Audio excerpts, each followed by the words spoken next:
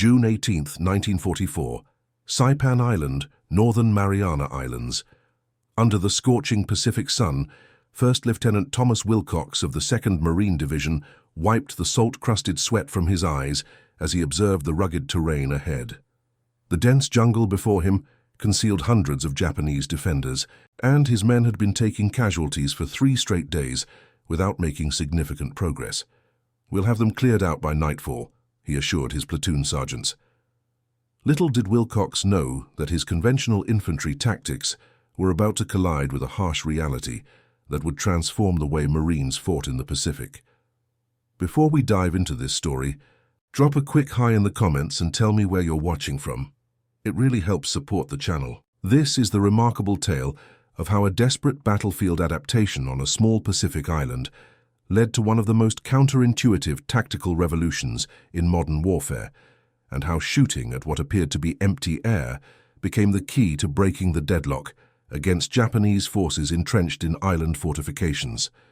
The war in the Pacific had reached a critical juncture by mid-1944. American forces were advancing through the island chains toward the Japanese mainland, implementing the strategic leapfrogging approach devised by Admiral Chester Nimitz. Each island represented not just territory, but a potential airfield, naval base, or staging area for the next push toward Japan. Saipan, part of the Mariana Islands chain, held particular significance as it would place the Japanese homeland within range of the new Boeing B-29 Super Fortress bombers. For 27-year-old Lieutenant Wilcox, a former insurance salesman from Rochester, New York, the strategic importance meant little in the immediate circumstances. His more pressing concern was keeping his 53 Marines alive, while somehow dislodging the Japanese defenders from their network of bunkers, caves, and firing positions that honeycombed the rocky terrain. Wilcox had lost 11 men since landing 3 days earlier, and conventional tactics seemed ineffective against the well-concealed enemy.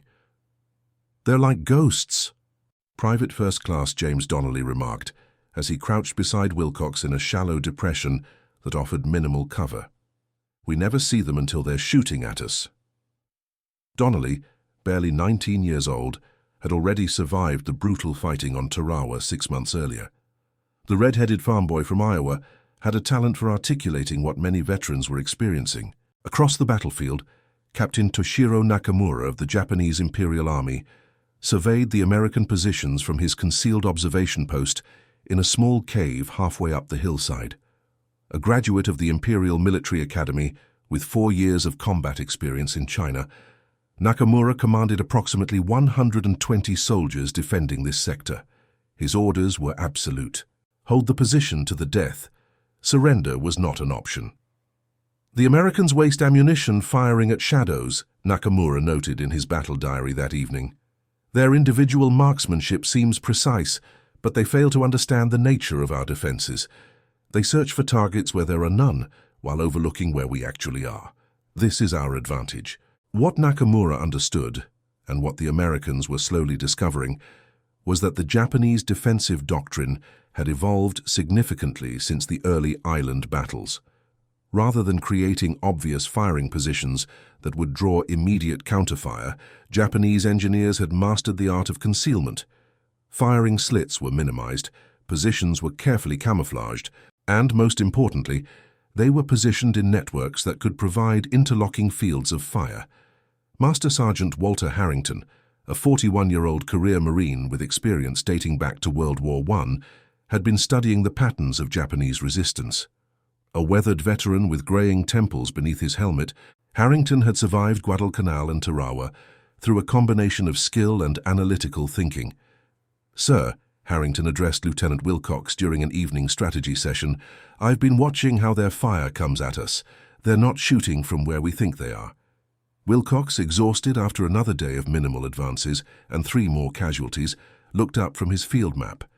To explain, Harrington pulled out a small notebook where he'd been sketching observations. "Their bunkers and caves are positioned high on the ridges and hillsides. We keep firing at ground level, but most of their fire is coming from elevated positions. We're shooting at the wrong height." This observation, simple as it seemed, contradicted standard infantry doctrine. Marines had been trained to fire at the visible enemy, or in the absence of clear targets, to aim at likely concealment spots at ground level, brush lines, rocks, fallen trees, or suspicious mounds that might hide a Japanese soldier. But Harrington's analysis suggested their fire was consistently too low. Meanwhile, at the regimental command post 2 miles behind the front lines, Colonel Lewis Puller, the legendary chesty puller whose name was already becoming mythical among Marines, was grappling with a strategic problem. Casualty rates were unsustainable, and the advance had slowed to a crawl across most of the island. "We're fighting the last war," Puller remarked to his intelligence officer, Major Raymond Davis. "The Japanese have adapted since Guadalcanal, but we're still using the same playbook." Davis, a methodical officer who would later earn the Medal of Honor in Korea, had been compiling reports from the front lines. "Sir, I'm seeing a pattern in the after-action reports. Our units that employ higher volumes of fire seem to have better success rates, even without visible targets." The conversation was interrupted when a runner arrived with a message from the 2nd Battalion. Lieutenant Colonel Joseph Chambers was requesting permission to test an unorthodox fire technique in his sector the following morning. Back at Wilcox's position, as night descended on the battlefield, Harrington continued developing his theory. "The Japs have built a 3-dimensional defense. They've got positions stacked vertically throughout these ridges. We're trained to shoot at what we can see, but they make sure we don't see anything." Corporal Maxwell Feinstein, a 22-year-old former engineering student from Philadelphia who served as the platoon's radio operator, had been listening intently. "Like shooting fish in a barrel, except we're the fish. And we can't see the guy with the fishing pole." As the Marines settled into their nighttime defensive positions, Lieutenant Wilcox made a decision. "Tomorrow we try something different. Squad leaders meeting at 0500. That night, as darkness enveloped the island, both sides maintained vigilant watches. Occasional flares cast ghostly light across the battlefield, briefly illuminating the twisted landscape of blasted trees, shell craters, and rocky outcroppings. In his cave headquarters, Captain Nakamura reviewed the day's events with his subordinates, satisfied that they had inflicted casualties while minimizing their own losses. "The Americans are predictable," he told Lieutenant Hideki Saito, his second in command. "They advance, we fire. They take cover and return fire at the wrong locations, then they call in artillery. By the time their shells arrive, we have already relocated." Saito nodded in agreement. At 25, he represented the younger generation of Japanese officers, educated in the modern military doctrines developed during Japan's expansionist years. Their technological advantages are considerable, but they lack the spiritual strength to endure the sacrifices necessary for victory. This assessment, common among Japanese officers, would soon be tested against American adaptability. Before dawn on June 19th, Lieutenant Wilcox gathered his squad leaders. The pale light of early morning revealed faces etched with fatigue but resolute determination. "Gentlemen, today we change our approach," Wilcox began, pointing to a rough terrain model Harrington had constructed using dirt, pebbles, and twigs. "Intelligence suggests the Japanese have established multiple tiers of firing positions throughout these ridgelines. We've been shooting too low." Sergeant Frank Lombardi, a stocky former steelworker from Pittsburgh who led 2nd Squad, looked skeptical. "Do you want us to shoot at empty air, Lieutenant?" "Not empty," Harrington interjected. "We believe they're using the natural cave systems and have expanded them into a network of interconnected positions. The terrain works to their advantage. They can fire down on us while remaining nearly invisible." Wilcox continued, "Beginning at 0700, we'll advance by squads. But instead of directing fire at ground level, I want concentrated fire directed at the middle and upper portions of the ridges and outcroppings. Aim for any potential opening, crevice, or suspicious shadow above ground level." Sergeant Daniel Hodge, leading 1st Squad and known for his marksmanship, raised a concern. "Sir, that's going to burn through a lot more ammunition. That's why we've requisitioned additional bandoliers. Each man will carry twice the standard load today," Wilcox replied. "Battalion is sending extra bar teams to support our flanks." The Browning automatic rifle, or BAR, provided crucial automatic fire capability at the squad level, and the additional teams would significantly increase their firepower. As the rising sun cast long shadows across the battlefield, the Marines prepared for the day's operation. Ammunition was distributed, weapons cleaned, and final instructions given. Private Donnelly helped distribute the extra ammunition, the weight of the additional bandoliers causing many Marines to grimace. "Better to carry it than need it," Donnelly remarked cheerfully, though his eyes betrayed his anxiety about the coming action. At precisely 7 o'clock, following a brief but intense artillery barrage, Wilcox's platoon began their advance. First Squad moved forward in a staggered formation, rifles at the ready. Unlike previous days, however, their fire was directed not at the base of the ridge before them, but at the middle and upper sections. The results were almost immediate. "Movement 2 o'clock, halfway up the ridge," called Private Robert Chen, a Chinese-American Marine from San Francisco, whose keen eyesight had earned him the nickname Hawk. The Marines directed concentrated fire at the indicated area. To their surprise, a Japanese soldier tumbled from what had appeared to be a solid rock face, revealing a carefully disguised firing position. Across the battlefield, similar discoveries were being made. By directing fire at higher elevations, the Marines began to uncover the complex network of Japanese positions that had previously remained hidden. Captain Nakamura, observing from his command post, quickly recognized the change in American tactics. "They're firing systematically at the upper positions," he noted with concern. "Send runners to all sections, reposition to alternate locations immediately." But the Japanese defenders found themselves in an unexpected predicament. The carefully constructed defensive network, designed to provide mutually supporting fields of fire, now worked against them. As soldiers attempted to relocate from compromised positions, they exposed themselves to American fire. The interlocking nature of their defenses meant that certain paths between positions became deadly bottlenecks. By midday, Wilcox's platoon had advanced nearly 400 yards, more ground than they had gained in the previous 3 days combined.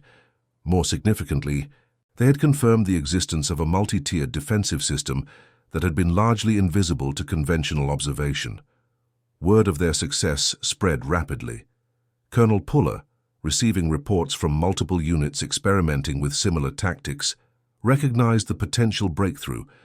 By early afternoon, he had issued new guidance to all frontline commanders: direct suppressive fire at elevated positions, regardless of visible targets. Volume and elevation of fire take priority over observed enemy. This directive represented a significant departure from established doctrine. Marines had been trained to conserve ammunition and emphasize aimed fire at identified targets. Now they were being instructed to deliver high volumes of fire at areas where the enemy might be, even without visual confirmation. For the Japanese defenders, this change proved devastating. Their carefully concealed positions, previously nearly invulnerable to direct observation, now came under sustained fire, regardless of whether they revealed themselves. The psychological impact was equally significant. The sense of security provided by their hidden positions evaporated. Lieutenant Saito, attempting to relocate between command positions as American fire intensified, was struck by Marine fire and severely wounded. As his men attempted to drag him to safety, secondary fire claimed 2 more Japanese soldiers. "They are firing at everything," a wounded Japanese private reported to Captain Nakamura. "Not just when we shoot, but continuously and at all levels of the ridge." By late afternoon, the Marines had advanced nearly 800 yards against progressively disorganized resistance. The cost in ammunition was enormous. Individual Marines fired 3 to 4 times their normal combat load, but the reduction in casualties justified the expenditure. Sergeant Harrington, moving with the command element, continued to refine his understanding of the Japanese defensive system.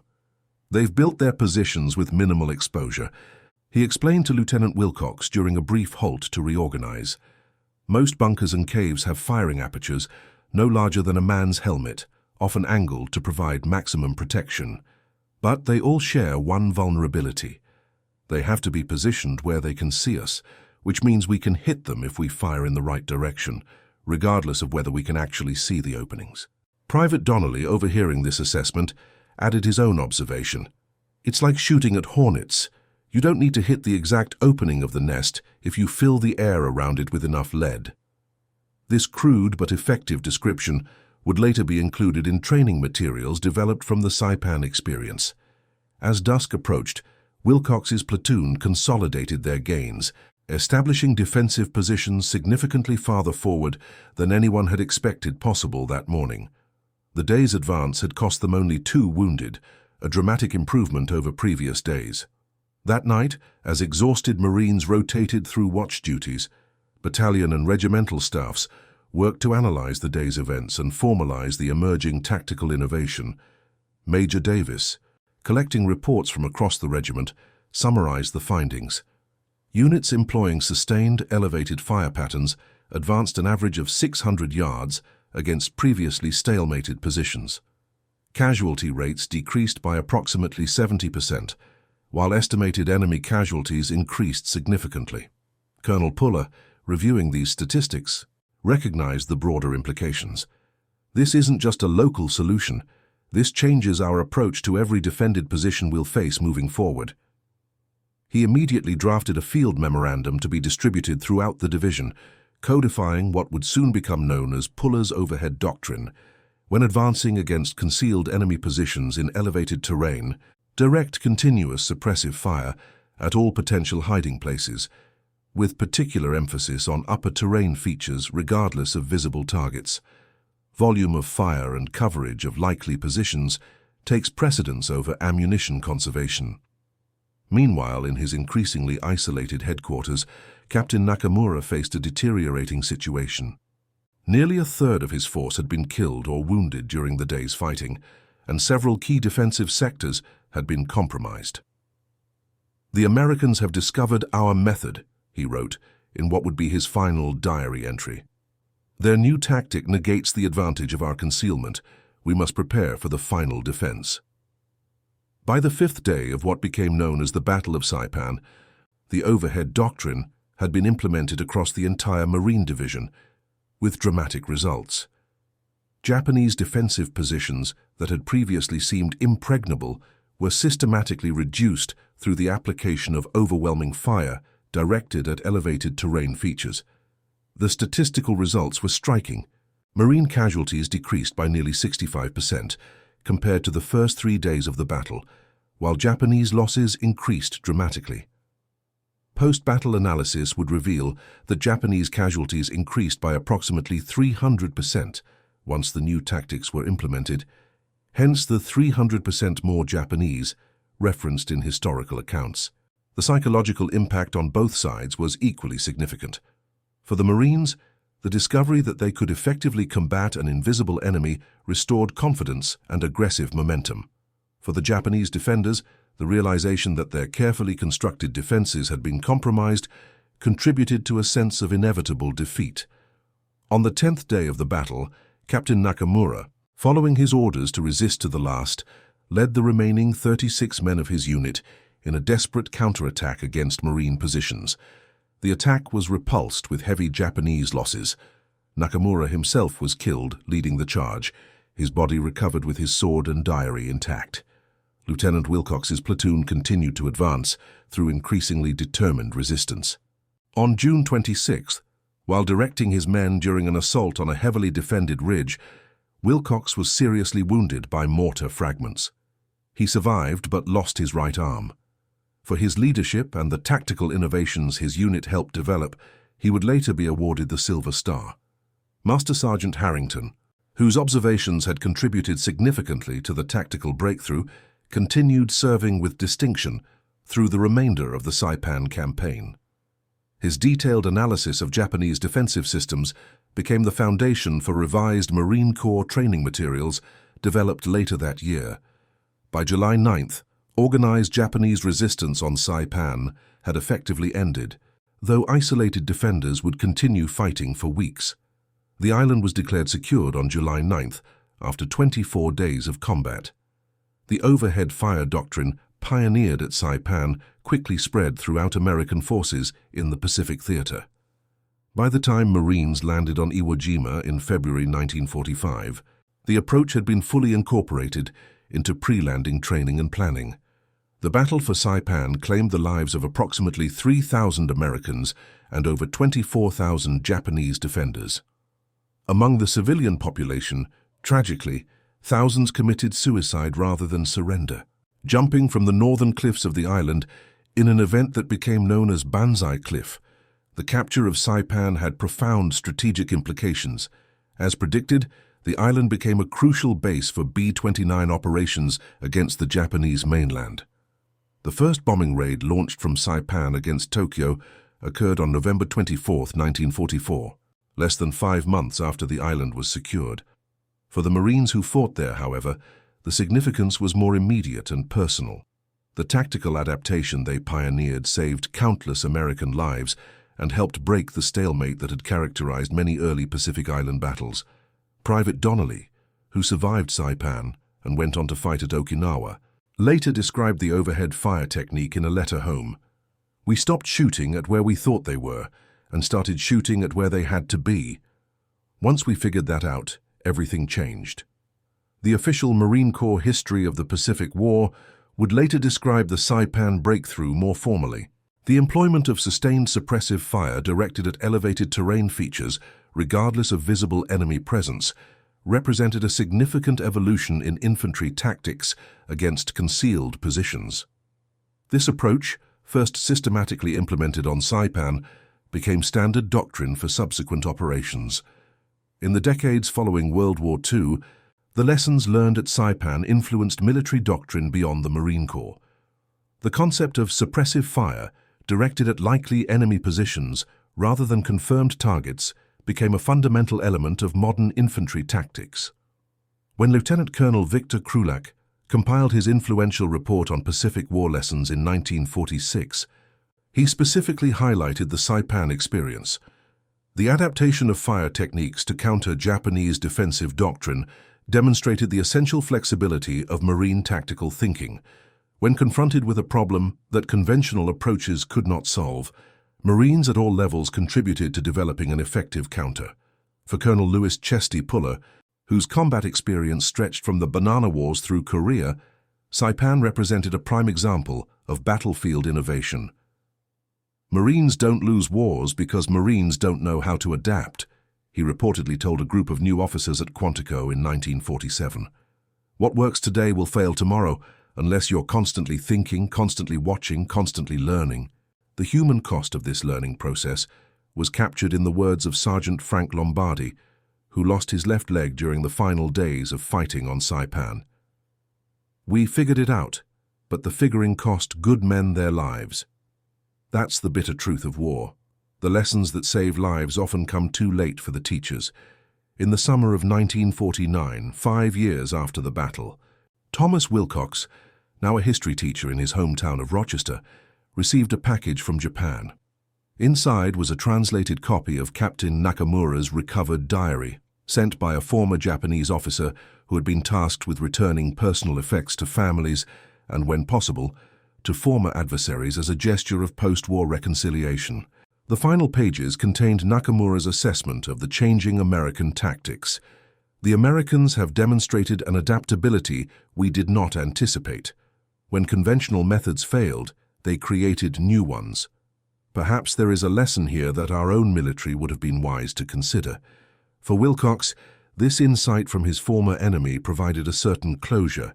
The tactical problem he and his men had confronted on that sweltering June day had not been merely technical, but human, the universal military challenge of overcoming an intelligent, determined adversary through observation, analysis, and adaptation. The overhead fire doctrine emerged from necessity on Saipan, but its wider adoption represented something more significant. The organizational capacity to identify effective innovations at the small unit level and rapidly implement them across an entire fighting force. This capacity for adaptation, perhaps more than any specific tactical approach, exemplified the American military's greatest advantage in the Pacific campaign. By 1945, as American forces approached the Japanese home islands, the lessons of Saipan had been fully incorporated into training and doctrine. Marines preparing for the anticipated invasion of Japan, an operation that the atomic bombings ultimately rendered unnecessary, practiced overhead fire techniques as a standard element of their pre-deployment training. Walter Harrington, promoted to warrant officer following the Saipan campaign, contributed directly to this training program. His detailed sketches of Japanese defensive positions and the fire techniques developed to counter them became standard instructional materials at Camp Pendleton and other Marine training facilities. James Donnelly, who survived the war and returned to his family's farm in Iowa, occasionally spoke to local schools about his experiences. When asked by students what he had learned from the war, he often reflected on the Saipan experience. "The most important thing we learned was that you can't fight the enemy you want to be there. You have to fight the enemy that is actually there, even when you can't see them." This insight, that adaptation to reality rather than adherence to doctrine determines battlefield success, remains as relevant today as it was on the sun-baked ridgelines of Saipan in June 1944. The tactical innovation that emerged there, shooting over enemy heads to engage concealed positions, represented more than a technical adjustment. It symbolized the fundamental American military virtue of pragmatic problem-solving in the face of unexpected challenges. In the broader history of World War II, the Battle of Saipan typically receives less attention than Iwo Jima, Okinawa, or Guadalcanal. Yet the tactical lessons developed there saved countless American lives in subsequent operations and contributed significantly to the eventual Allied victory in the Pacific. For the individual Marines who experienced the sudden shift from frustrating stalemate to rapid advance, the implementation of the overhead fire doctrine represented a transformative moment when the seemingly invincible Japanese defensive system revealed its vulnerability to American adaptability and industrial might. The ability to expend ammunition lavishly, firing at positions whether visible or not, represented an asymmetric advantage that Japanese forces could not match. Captain Nakamura recognized this reality in his final diary entry. "The Americans can afford to fire 100 rounds for each of ours. When they discovered they could use this abundance to overcome our concealment, our fate was sealed." This observation captured the essential truth that eventually dominated the Pacific War. America's overwhelming industrial and logistical advantages, when properly applied through appropriate tactics, created challenges that Japanese forces could not overcome despite their determination and sacrifice. The veterans of Saipan carried its lessons throughout their lives.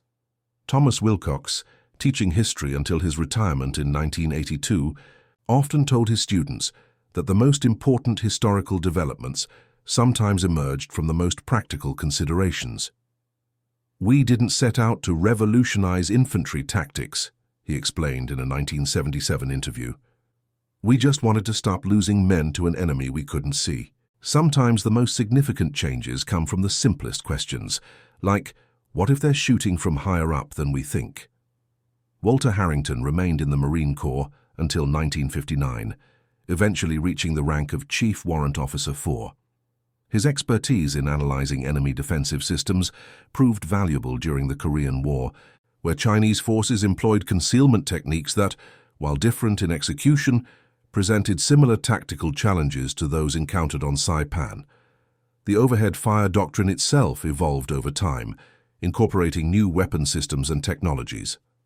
By the Vietnam era, the principle had been expanded to include aircraft-delivered suppressive fire and eventually precision-guided munitions. Yet the fundamental insight remained consistent: the importance of neutralizing areas where the enemy might be, even when direct observation was impossible.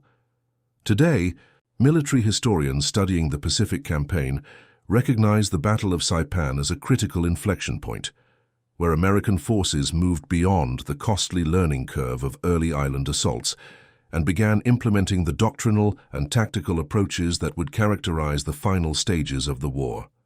For the individual Marines who participated in this transformation, however, the significance was more immediate. As Corporal Maxwell Feinstein later wrote to Lieutenant Wilcox, "When we started shooting at the empty spaces above the rocks instead of at the rocks themselves, it was like someone had finally turned on the lights. Suddenly, we could fight back against ghosts." This sentiment, the relief of finally having an effective response to a previously intractable problem, resonated throughout Marine units as the overhead fire doctrine spread across the Pacific theater. The legacy of Saipan extends beyond its tactical innovations. The battle also demonstrated the critical importance of learning organizations, military structures, capable of identifying effective adaptations at the small unit level and rapidly disseminating them throughout the force. This organizational learning capacity, perhaps more than any specific weapon or tactic, ultimately proved decisive in the island-hopping campaign. As American forces prepare for potential 21st century conflicts, the lessons of Saipan remain relevant. The ability to adapt tactics to unexpected challenges, to question doctrinal assumptions when they prove ineffective, and to rapidly implement successful innovations throughout a fighting force. These capabilities transcend specific historical circumstances and represent enduring military virtues. The Marines who discovered they needed to shoot over enemy heads on Saipan were participating in a tradition of battlefield adaptation that continues to characterize effective military organizations today. Their experience reminds us that victory often depends not on rigid adherence to established doctrine, but on the willingness to observe, analyze, and adapt when confronted with unexpected realities. And that concludes our story. If you made it this far, please share your thoughts in the comments.